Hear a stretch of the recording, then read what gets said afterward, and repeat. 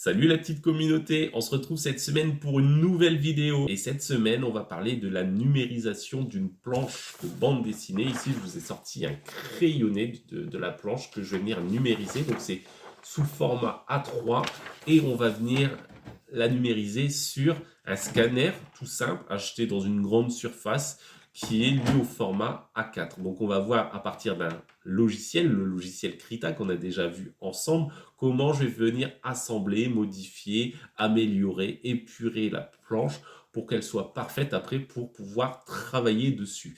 Donc ça marche effectivement pour une planche, un crayonné d'une planche de bande dessinée, mais ça sera exactement le même processus si vous faites des mangas par exemple, ou si vous faites juste un crayonné d'un dessin que vous voulez par la suite travailler sur numérique. En tout cas, merci aussi à tous ceux qui nous ont rejoints ces derniers jours. On est de plus en plus nombreux sur cette chaîne. Je vous remercie vraiment. Et puis pour ceux qui ne le sont pas, vous pouvez toujours nous rejoindre en vous abonnant ici à ma chaîne. Ça me fait plaisir. Et surtout, n'hésitez pas à mettre des questions dans les commentaires. Comme ça, moi, après, je peux vous répondre soit directement dans les commentaires si je pense que je peux vous répondre voilà, de manière pas trop longue dans un commentaire, soit je prévois une vidéo comme ici, en fait, ici je réponds à une question qu'on m'a posée sur justement la numérisation d'un crayonné. En tout cas, n'hésitez pas voilà, à mettre des commentaires, j'ai encore une ou deux questions derrière qui traînent pour réaliser d'autres vidéos, j'ai d'autres vidéos de prévues, donc là on va pouvoir enchaîner sur plein de sujets toujours autour de la bande dessinée, du manga, du dessin, de l'illustration. Donc là, on en a pour quand même quelques semaines, voire quelques mois pour tout aborder. En tout cas, si vous voulez tout savoir sur la numérisation d'une planche de bande dessinée, c'est maintenant que ça se passe.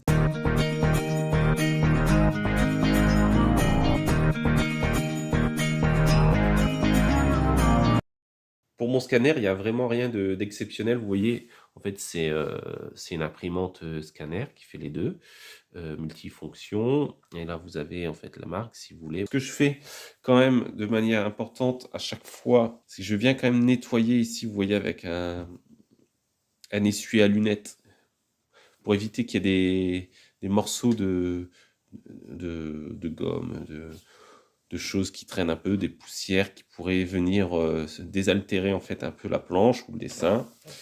Voilà, pour éviter ça. Et en fait, je vais venir placer donc mon dessin ici. Alors vous voyez, hein, c'est du format A4 et ma planche est en A3. Donc ce que je fais tout simplement, c'est que je vais la faire en deux parties. Je vais scanner d'abord le haut et après je viendrai scanner dans l'autre sens le bas. Et après, on viendra faire le montage sur le logiciel. Alors, je commence par scanner la première partie. Donc, je mets une main sur le scanner pour bien appuyer et on y va. Alors, vous voyez, avant de le faire quand même, voilà, j'ai sélectionné, hein, c'est juste le pilote, vraiment le pilote HP. J'ai pas de choses en plus. Je choisis juste, voilà, configuration automatique. Je laisse comme ça, je laisse tout identique. Je laisse en JPEG et en numérique, j'appuie sur numériser. Et c'est parti. Là, normalement, c'est bon. Donc, je vais faire afficher pour regarder un petit peu. Voilà un petit peu où j'en suis. Et vous voyez un petit peu ce que ça donne au niveau du crayonné. C'est plutôt pas mal. Je vais mettre dans l'autre sens. J'ai quand même un très bon rendu avec ce scanner, vous voyez, sans rien faire de plus. Donc après, c'est vrai qu'en fonction des scanners que vous allez utiliser, le rendu peut être plus ou moins bien. J'ai déjà eu des cas où j'avais des scanners et où le rendu était vraiment mauvais. Donc là, je suis satisfait de ma planche. Je l'enregistre. Donc je vais le mettre sur le bureau, le plus simple, et je vais l'appeler planche. On se repère facilement. Planche 1A. Voilà, enregistre. Et elle est partie s'enregistrer. Je vais maintenant numériser ma deuxième partie. Voilà, c'est terminé. On va voir un petit peu ce que ça donne. Au niveau de la deuxième, je la mets dans le bon sens. On est bien, tout est nickel au niveau des contours. Vous voyez, ça va déborder. Hop, si on prend les deux l'une à côté de l'autre, on va pouvoir s'amuser pour bien remettre en fait les deux à niveau. Donc on va voir ce que ça donne. Des fois j'ai des surprises. Alors je commence par ouvrir Krita et je vais faire fichier nouveau, et là je mets en centimètres pour qu'on soit tous d'accord. Les deux en centimètres et je vais faire... Alors non, je peux choisir la prédéfinie, ce sera plus simple. Et donc je vais prendre une feuille A3 en 300 dpi, on va dire, résolution 300. Ok, pour l'instant, on peut rester en nuance de gris, c'est-à-dire que ça va être en noir et blanc. On crée notre planche, et là j'ai ma planche. Je viens ouvrir également dans mon bureau ma planche 1 et ouvrir ma planche 2. Voilà. Donc là, j'ai ma première. Je vais tout sélectionner, Je vais dans modifier, copier. Je vais dans ma planche, voilà, qui est ici. Je fais modifier, coller. Et voilà, j'ai la première planche qui vient ici. Ce que je vais faire, c'est que je vais prendre des repères. Donc ici, en fait, je prends l'outil flèche. Je viens ici sur la règle, je clique gauche sur ma souris et je viens déplacer. Et vous voyez un trait qui apparaît et je viens le placer, voilà, à ce niveau-là, pour voir si ma planche, mes cases sont bien droites. Et pareil, ici en haut, ça me paraît déjà pas mal, c'est bien droit. Et encore une dernière là, où peut-être un chouïa de différence. On va voir après. Hop. Alors, mais pour l'instant, on va voir un petit peu. Je reprends la deuxième partie et je vais l'intégrer directement. Donc, je fais pareil. Alors, ce que je peux vous montrer, c'est par rapport à tout à l'heure. Ici, je peux prendre juste l'outil rectangle. Je sélectionne, pareil. C'est une autre manière de faire. Je vais sur modifier, je fais copier, je vais sur ma planche. Je fais coller et j'ai ma deuxième partie qui vient se mettre sur ma première. Et elles apparaissent ici, vous voyez mes parties. D'accord? Donc en fait, ça c'est la partie 2. C'est vrai que j'aurais pu vous expliquer les mettre. Partie 2. Partie 1. Voilà. Donc ma partie 2, je viens la sélectionner. Hop, voilà, avec cet outil-là. Et je viens la déplacer et la mettre. Je vais essayer de la mettre. Alors je vais zoomer le mieux possible sur l'autre. Voilà, là c'est un petit peu un jeu. C'est de la placer le mieux possible. Si vous avez un scanner A3, vous avez moins de problèmes. Là, ça me paraît pas trop mal. Normalement, ça doit vraiment s'intégrer parfaitement. Ça m'a l'air pas trop mal. Ça m'a l'air pas trop mal. Ça m'a l'air pas trop mal. Ok, ok, ok. On est bien. On est bien, on est bien. Voilà un petit peu le crayonné, ce que ça donne. Pour l'instant, vous voyez là, je peux rajouter un repère sur le bas ici. Donc là, j'ai fait mes repères, mais le problème, c'est que les repères ne sont pas fixes. Donc il faut aller, c'est-à-dire qu'en fait, ils vont bouger si vous passez dessus, ou ils vont vouloir, voilà, si je vais dessus, hop, ils bougent. Donc moi, je ne veux plus qu'ils bougent, je veux les voir toujours au même endroit. Donc je vais verrouiller les guides. Mais après, tout dépend ce que vous voulez faire de votre planche. Voilà, si vous voulez garder votre crayonné pour en faire l'encre, en fait, de la partie ancrage, là, il va falloir jouer sur la justesse, vraiment. Si vous voulez juste vous en servir comme fond et ancrer par-dessus, là, vous pouvez justement faire les ajustements par la suite quand vous ancrez. Voilà, c'est deux manières de faire. Là, on va essayer de la rendre un peu plus propre quand même. Vous voyez cette ligne là, c'est pas du tout ce qu'il faut. Donc je vais prendre cet outil là, gomme. Je vais me mettre donc sur ma partie 2. Je prends le petit pinceau, gomme. Ici j'ai la taille, je suis en 60. Gomme, je viens ici et j'efface ce trait. Et vous voyez que finalement, les deux vont venir s'intégrer. C'est pas mal quand même. Donc là, après, c'est à vous à trouver le bon truc, le bon tempo, le bon geste, pas trop, mais assez pour que ça ne se voit pas. Et vous voyez que là, finalement, on n'a plus l'impression d'avoir deux parties. On a ce qu'on peut faire un peu après, c'est un petit peu s'amuser. Si je prends la partie 1, c'est-à-dire la partie haute, je vais venir un peu avec l'outil sélection, déjà commencer à enlever un peu toutes ces tâches autour qui sont passées au scanner et qui ne m'intéressent pas. Donc voilà, je fais comme ça. Alors je remonte parce que j'ai peut-être été vite, je prends, je vais jusqu'en bas de la planche, pas trop près quand même du crayonné.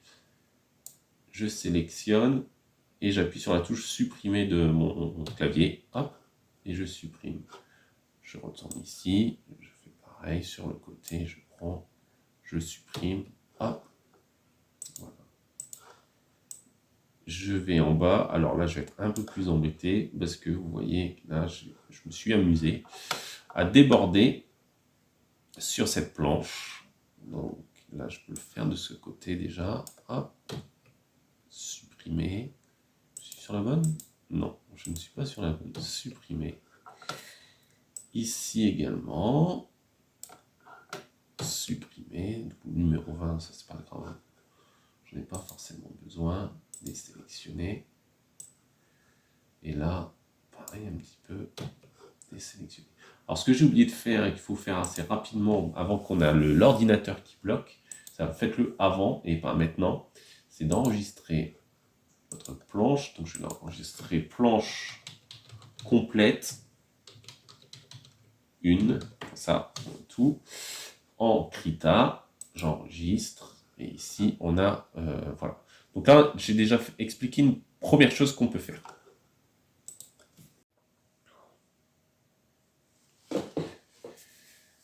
Une fois qu'on est arrivé à cette étape un peu là de mise en page à peu près rééquilibrée, on peut faire plein de choses. Après, c'est à vous à voir. C'est à vous à voir. C'est un petit peu, voilà, en fonction du style que vous voulez donner. Ce que je peux faire déjà dans un premier temps, c'est vous montrer une chose. Imaginons que, bon, alors là, on peut voir, hein, si je remets des repères, alors il faut que je retourne dans mes guides. J'enlève déverrouiller là, verrouiller les guides, je l'enlève, comme ça je peux revenir mettre des repères, hop, alors ils appellent ça des guides, et vous voyez, je les mets au niveau des cases, des intersections, vous voyez, elles sont pas tout à fait droites, les écarts ne sont pas toujours bons, donc ça on peut déjà voir un petit peu s'il y a des choses à retravailler sur ça. Voilà un petit peu, voilà, vous voyez, donc là je vais reverrouiller, comme ça m'évite de toucher à tout. Donc je vais sur, je recherche verrouiller les guides, je verrouille, et comme ça au moins on ne touchera plus. Je vais vous montrer quelque chose là. Par exemple, donc, ces deux planches, ces deux parties de planche, vous voyez, si j'enlève là sur les yeux, sont pour l'instant, elles ne sont pas reliées. Ce que je vais faire en fait, je vais aller sur calque, et je vais dire de fusionner avec le calque du dessous.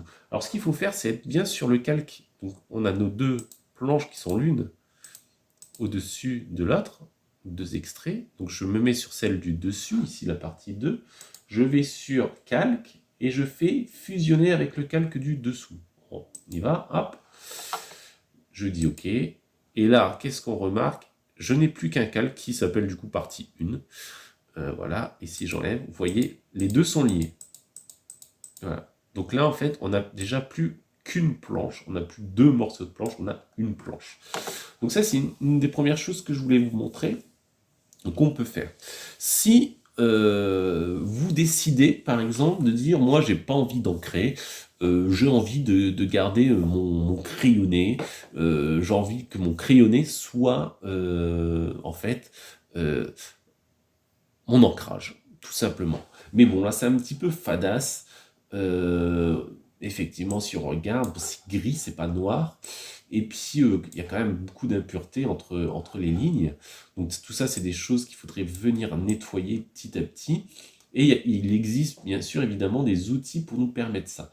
Donc, ici, une fois qu'on a fait ça, on peut s'amuser à essayer de noircir et d'enlever quand même quelques impuretés. Donc, on peut zoomer un peu comme ça pour voir ce que ça donne. Parce que si vous regardez, vous voyez que, en fait, là, c'est quand même gris, ici. Et là, c'est gris, alors que ça devrait peut-être être blanc. Vous voyez, si on compare à un endroit où j'ai supprimé, en fait, vous voyez quand même une sacrée différence. Ajuster, et on va aller sur courbe d'ajustement de la couleur. On clique dessus, et on a cette courbe, en fait, vous voyez ici, un petit peu. Et on va rester sur l'intégralité, le RGBA. Et en fait, on va venir ici cliquer sur la courbe, soit la monter, soit la descendre. Et vous voyez des différences. Donc là, plus on monte, plus on va vers le blanc. Plus on descend, plus on va vers le foncé. Je reste là, je me remets à peu près droit. Vous voyez ici, hein, vous avez donc la couleur. Plus on va vers le bas, plus on va vers le noir. Plus on va par là, plus on va vers le blanc. Et pareil dans l'autre sens, si on décale, voilà ici. Hop. Et on peut venir essayer de trouver quelque chose qui est quand même intéressant. Voyons un petit peu, vous voyez déjà, on est plus sur quelque chose de noir, de foncé. Ça, c'est une des premières possibilités. Alors, vous allez me dire aussi, oui, mais on perd quand même peut-être au niveau du fond et certains traits disparaissent. Après, tout dépend ce que vous voulez. Est-ce que vous voulez juste les traits de contour, ici, ou est-ce que vous voulez vraiment l'intégralité de cette zone ici? On peut essayer encore d'améliorer. Donc toujours dans outils, filtre, ajuster. Moi je vais souvent sur niveau. Voilà. Et là on va pareil, vous voyez, vous avez des petits curseurs. Il ne se passe rien vraiment. Et ça s'assombrit un peu. Oula. En fait, il y a eu un décalage entre le moment où je l'ai fait et pas fait. Là, ça fait vachement photocopie.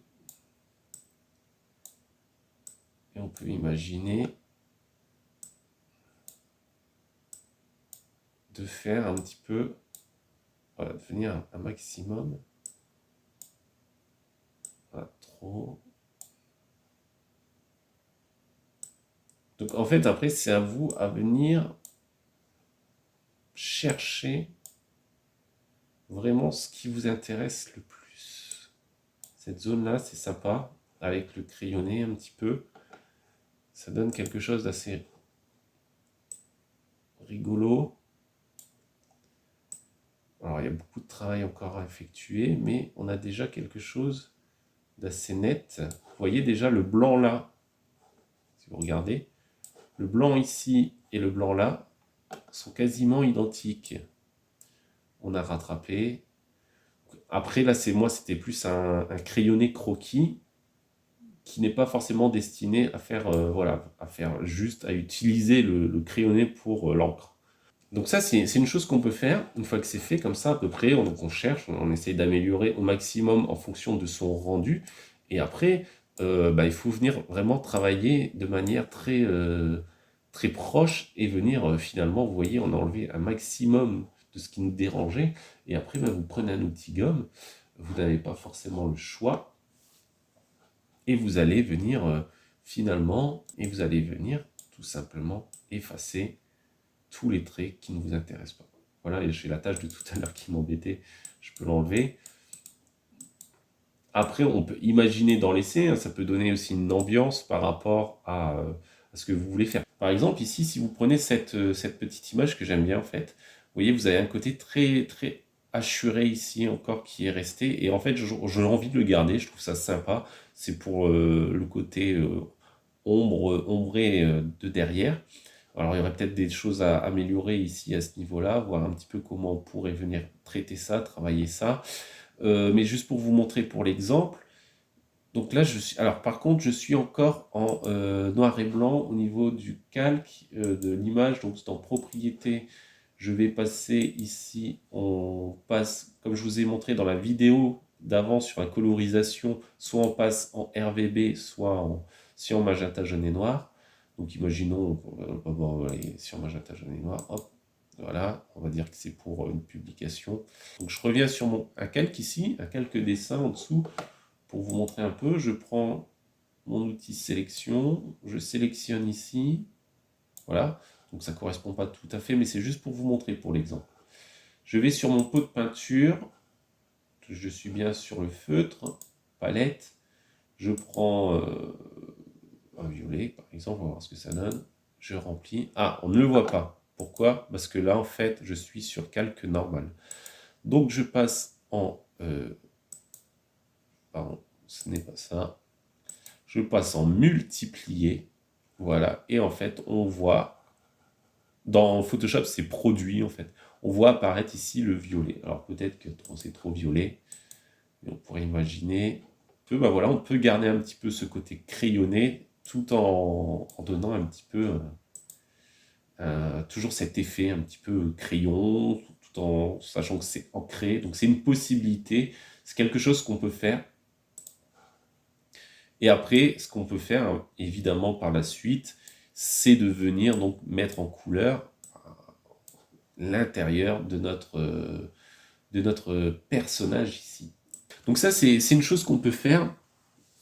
Et même après, voilà, vous pouvez vous dire, je garde cette planche, c'est super sympa, c'est cool. Mais par contre, voilà, je garde les dessins, mais je vais refaire les cases parce que les cases sont pas du tout bonnes. Voilà, c'est pas du tout au bon endroit. Donc là, on va faire des cases en noir, tout simplement.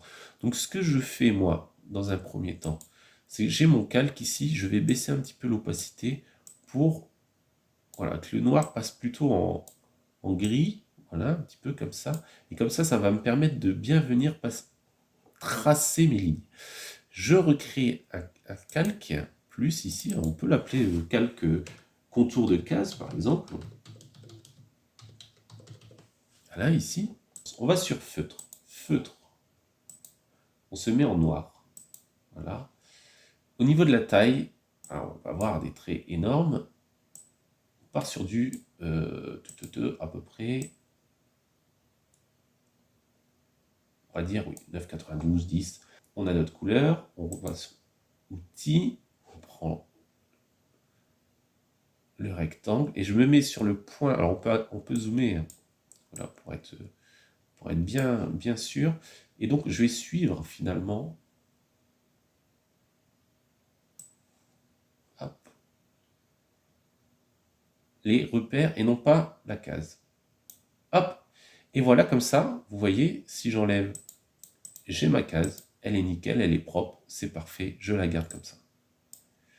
Voilà, et on peut faire ça pour l'intégralité. Par exemple, sur celle-ci, ça peut passer avec la même technique. Je prends mon outil rectangle, je viens ici, je le passe ici, je le mets sur mon repère, je lâche, paf, deuxième. Impeccable, c'est super. Mais par exemple, ici, là, si je viens faire, par exemple, si je prends mon outil rectangle, hop, j'ai fait ça, là, mince aussi, ouais, mais j'ai le titre ici, et je voudrais faire un truc un petit peu rigolo, stylé. ça va pas le faire. Et donc, je vais prendre mon outil trait, ligne, tout simplement. Alors, ce que j'ai oublié de faire, c'est de reverrouiller les guildes, hop, pour pas être embêté.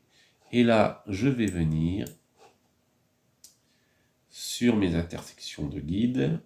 Je clique, je clique, mais je reste appuyé. Voilà, je vais jusqu'au bout ici. Vous voyez, on peut bouger un peu comme ça. Et je viens mettre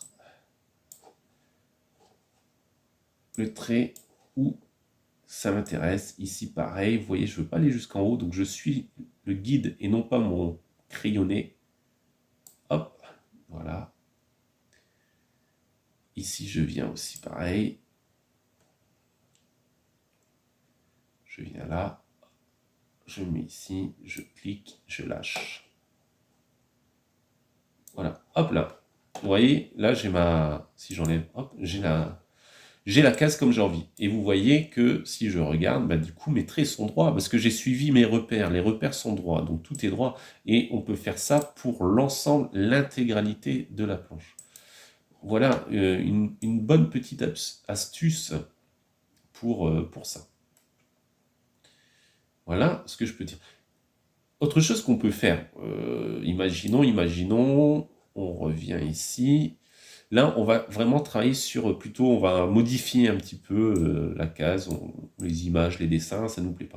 Ce bonhomme, il est vachement sympa, il est cool, mais je trouve que la taille, ouais, il correspond pas. Ça pourrait être mieux, c'est un petit peu bof. Donc, je vais sur mon calque de dessin. Je prends l'outil sélection ici, carré, qui m'intéresse. Je me mets autour de mon personnage, voilà, comme ça, par exemple. Hop, et je fais un copier. Je vais aller sur un nouveau calque pour éviter de faire une bêtise, pour vous montrer. Et je fais modifier, coller. Hop, vous voyez, ah, ça arrive en foncé. Donc, c'est-à-dire qu'il y a le calque qui est arrivé au-dessus. Ah, mais il s'écrit tout seul ici. Bon, ouais, du coup, j'ai pas besoin de ce calque-là, comme quoi.